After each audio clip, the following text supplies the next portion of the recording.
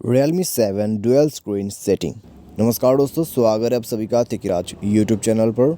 तो दोस्तों आज की इस वीडियो पर मैं आपको बताऊंगा कि आप जो है कैसे डुअल स्क्रीन यूज़ कर सकते हैं। ठीक है, डुअल स्क्रीन पे दोस्तों आप यहाँ पर एक तरफ सेटिंग यूज़ कर सकते हैं, दूसरी तरफ दोस्तों अगर आपको यूट्यूब यूज़ करना है, फेसबुक यूज़ करना है तो फिर आप कर सकते हैं। ठीक है, तो यहाँ पर दोस्तों आपका जो स्क्रीन है यहाँ पर डेवलप हो जाएगा मिडिल से।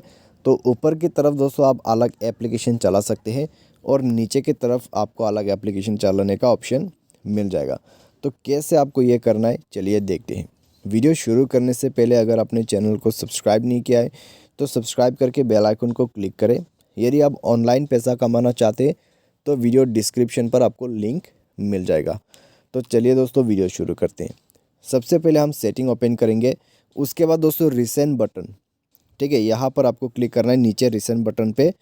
उसके बाद इस तरह का इंटरफेस निकल के आ जाएगा। तो आपको क्या करना है, थ्री डॉट्स यहाँ पर नहीं है, आपको टू डॉट्स मिलेगा।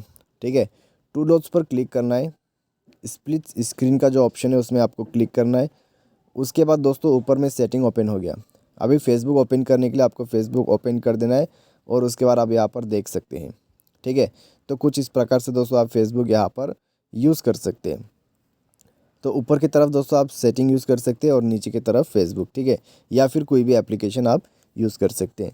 तो कुछ इस प्रकार से दोस्तों ये जो है डुअल स्क्रीन काम करते हैं। ठीक है, तो यूट्यूब चलाते चलाते आप ब्राउजिंग भी कर सकते हैं, व्हाट्सएप पे एसएमएस मैसेज सब कुछ कर सकते हैं। तो ये है दोस्तों आपका डुअल स्क्रीन सेटिंग। उम्मीद करते हैं आपको वीडियो पसंद आया होगा। Thanks for watching.